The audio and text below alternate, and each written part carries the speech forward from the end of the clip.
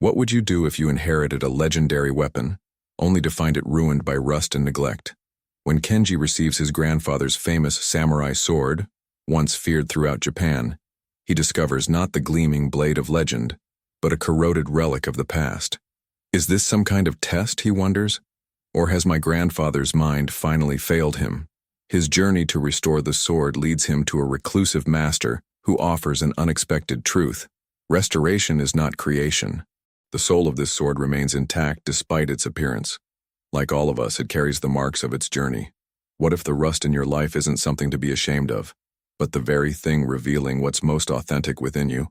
In the shadow of Mount Fuji, where mist clung to ancient cedar trees and seasons turned with ceremonial precision, stood a village that had once been home to a lineage of revered samurai. By the time this story begins, the age of the warrior had already faded into memory, living on primarily in tales passed between generations and in artifacts preserved with reverent care. The most renowned of these warriors had been Takeshi Yoshida, whose name still commanded hushed respect when mentioned, though he had laid down his swords decades earlier. The narrator observes how time itself seemed to slow around the modest house where Takeshi now lived in solitude, his once powerful frame grown lean with age, his hands, which had once moved faster than the eye could follow, now gnarled like ancient tree roots, yet still possessed of a deliberate grace that hinted at the discipline of his earlier life. Takeshi's grandson, Kenji, visited the old man dutifully each week, bringing supplies and news from the changing world beyond the village. Unlike his grandfather, Kenji had never known war or battle. His world was one of rapid modernization and practical concerns. The narrator perceives how Kenji's posture subtly changed whenever he entered his grandfather's home, shoulders straightening almost imperceptibly, movements becoming more measured, as if the very air demanded a discipline his daily life did not. Though Kenji respected the old warrior, the gap between their experiences created a distance neither fully knew how to bridge. Their conversations followed familiar patterns, comfortable in their predictability but rarely venturing into deeper waters of genuine connection. Kenji had heard stories of his grandfather's legendary katana, the sword said to have been forged by the great swordsmith Masamune himself, with which Takeshi had defended his lord and land through 3 wars. Yet he had never seen it. The sword had been ceremonially retired when Takeshi himself withdrew from service, and its location remained a mystery that the young man's sense of propriety prevented him from directly questioning. The pattern of their relationship shifted unexpectedly on the afternoon when Takeshi, watching cherry blossoms fall outside his window, was seized by a coughing fit that left a fine spray of blood on his weathered hand.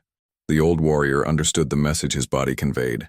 His final battle was approaching, one that even his legendary skill could not overcome. That evening, when Kenji arrived for his usual visit, Takeshi broke from their familiar conversational paths. "There is something you must know," he said, his voice carrying the quiet authority that had once commanded men in battle. He led his grandson to a small storage room at the back of the house, sliding open a door that Kenji had always assumed led to nothing more than household supplies. Inside stood a lacquered stand, holding a sword in its sheath, the silk cord wrapping the hilt faded with age. "This is Keija no Ko, voice of shadow," Takeshi said, naming the blade that had been as much a part of him as his own arm during his years of service. "It is yours now." The narrator reveals the complex emotions crossing Kenji's face: surprise, honor, and beneath these, an unexpected anxiety at being entrusted with this symbol of a tradition he had never fully understood or embraced. Kenji waited until he was alone that evening before removing the sword from its stand, his movements tentative, almost apologetic, as if disturbing something that deserved its rest. When he finally drew the blade from its sheath, his breath caught in his throat. Instead of the gleaming, perfect katana from his grandfather's stories, he held a blade dulled by neglect, its once flawless surface mottled with rust, its cutting edge interrupted by nicks and corrosion. His initial disappointment quickly gave way to concern. Had his grandfather known the sword was in this condition? Was this somehow a test? Or perhaps age had affected the old man's mind more than Kenji had realized?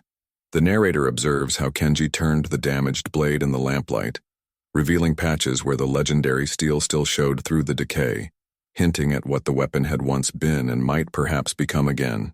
The question of what to do with the ruined sword consumed Kenji's thoughts through restless nights and distracted days. To leave it in this condition seemed disrespectful to both the blade and his grandfather's legacy. Yet he possessed neither the knowledge nor the tools to restore it himself. After much deliberation, he approached the village elder, who listened to his dilemma with the patient attention characteristic of one who had watched many seasons pass. "There is one who might help," the elder finally said, "though the journey will not be an easy one." He spoke of Hideo Nakamura, a swordsmith who had studied under the last of the traditional masters before their art had been declared obsolete by the modernizing world. Nakamura had retreated into the mountains decades ago, seldom accepting visitors and rarely taking commissions. "He might refuse you," the elder warned, "but if anyone can breathe life back into Voice of Shadow, it would be him." The narrator perceives how Kenji straightened at these words, something awakening within him at the prospect of a concrete task, a purpose more defined than his usual routines of work and obligation. The path to Nakamura's forge took Kenji through forests where morning mist transformed familiar landscapes into mysterious terrain, over streams swollen with spring rain, and finally up a narrow trail that seemed to disappear at times beneath encroaching vegetation. When at last he reached a small clearing containing a modest workshop with smoke rising from its chimney, Kenji found himself hesitating. Stories of Nakamura's reclusiveness and fierce rejection of those he deemed unworthy had spread even to the village. But the weight of the sword on his back, carefully wrapped in cloth for the journey, gave him courage to approach and call out a formal greeting. The door slid open to reveal a man whose age was difficult to determine, his face weathered by fire and focus rather than simply by time, his eyes sharp as a hawk's beneath gray brows, his hands bearing the distinctive calluses and burn marks of his craft. The narrator observes how Nakamura assessed Kenji with a single sweeping glance that seemed to take in not just his appearance but the quality of his spirit, a scrutiny so intense that the younger man found himself standing straighter, as if unconsciously attempting to prove his worthiness. Without waiting for Kenji to explain his purpose, Nakamura turned and walked back into his workshop, leaving the door open in what could have been either invitation or indifference. Kenji followed, finding himself in a space that seemed to exist outside of time, traditional tools hanging alongside more modern equipment, the central hearth glowing with carefully banked coals, the air heavy with the sense of metal, fire, and focused intention. Wordlessly, Kenji unwrapped his grandfather's sword and presented it with a formal bow. Nakamura's expression revealed nothing as he took the weapon, but his hands moved with reverent familiarity, recognizing the work of masters who had preceded him. After a long examination, during which the only sound was the occasional shifting of coals in the hearth, the swordsmith finally spoke. "I know this blade," he said, his voice rough from infrequent use. Voice of Shadow, Takeshi Yoshida's companion. His eyes lifted to Kenji's. "Why have you brought it to me in this condition?" The question contained layers of potential judgment, and Kenji found himself struggling to articulate a response that would neither dishonor his grandfather nor misrepresent his own relationship to the sword.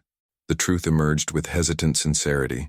How he had only just received the blade, how he sought to honor both the sword and the warrior who had wielded it, how he recognized his own limitations in understanding what the katana truly represented. Nakamura listened without interruption, his gaze returning to the rust-pitted blade as if it communicated its own parallel story. When Kenji finished speaking, silence stretched between them, broken only by the whisper of the forge's flame. The narrator reveals how Nakamura weighed not just Kenji's words, but the quality of presence behind them, searching for signs of the genuine rather than the performative in his respect for what he sought to restore. "Restoration is not creation," Nakamura finally said, laying the sword carefully on a cloth-covered workbench. "To restore is to reveal what already exists beneath the damage of time and neglect. The soul of this sword remains intact despite its current appearance." His weathered finger traced the pattern of corrosion along the blade's length. Like all of us, it carries the marks of its journey. Some can be removed, others must be incorporated into what it will become. He looked directly at Kenji, his gaze uncompromising. "I will show you how to restore it, but you must do the work yourself. Only then will the blade truly become yours." The narrator perceives Kenji's momentary shock at this unexpected condition, followed by the slow realization that of course it must be this way. that true inheritance requires more than passive acceptance. Thus began a period of apprenticeship that Kenji had neither anticipated nor prepared for. Each morning, he made the journey from the village to Nakamura's forge, and each evening he returned with hands blistered and arms aching from unaccustomed labor. The work began with the most basic tasks: learning to build and maintain the correct temperature in the forge, preparing the specialized clays and oils used in the restoration process, understanding the properties of the steel through observation and instruction. Only after weeks of this foundation did Nakamura allow him to begin the actual work on the sword itself. The process required a paradoxical combination of force and delicacy, removing rust through careful abrasion, addressing structural damage without altering the blade's essential character, restoring the edge through patient, precisely angled strokes against progressively finer stones. The narrator observes how Kenji's approach transformed from initial impatience, wanting to see quick, visible progress, to a growing appreciation for the meditative nature of the work, the way it demanded his complete presence and rewarded microscopic improvements with quiet satisfaction. "Your grandfather allowed this sword to deteriorate deliberately," Nakamura told him one afternoon, as Kenji paused to rest hands cramping from hours of careful polishing. Seeing the younger man's surprise, the swordsmith continued, "Not from neglect or forgetfulness. Voice of Shadow was part of his warrior identity. When he set that identity aside, he allowed the blade to rest as well." Nakamura gestured toward the sword, where patches of lustrous steel had begun to emerge from beneath the corrosion. "But a sword's purpose is not only to cut. It is a mirror reflecting the spirit of its wielder.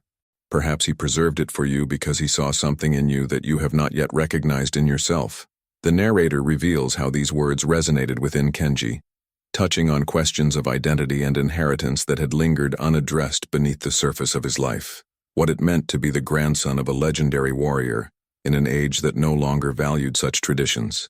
What elements of his grandfather's spirit might continue through him in forms adapted to a different world.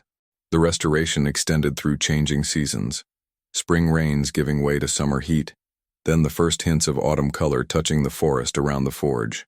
As the sword gradually returned to life under his hands, Kenji found himself changing as well.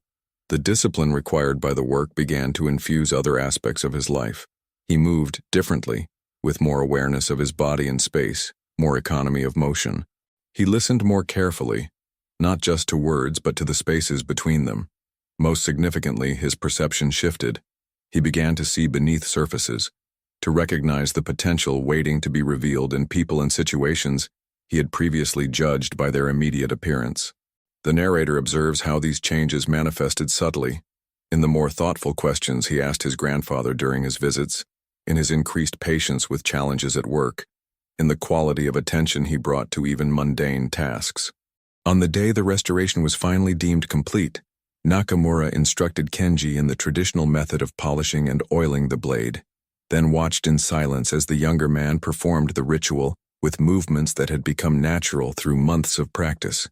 The transformation of the sword was remarkable, not a return to factory-perfect newness, but an authentic restoration that honored both its original craftsmanship and its history. Certain marks remained, incorporated into the blade's character rather than erased, yet its essential integrity and purpose had been fully reclaimed. As Kenji held the completed work, feeling its perfect balance and the way it seemed to gather light along its edge, Nakamura spoke words that would stay with him long after.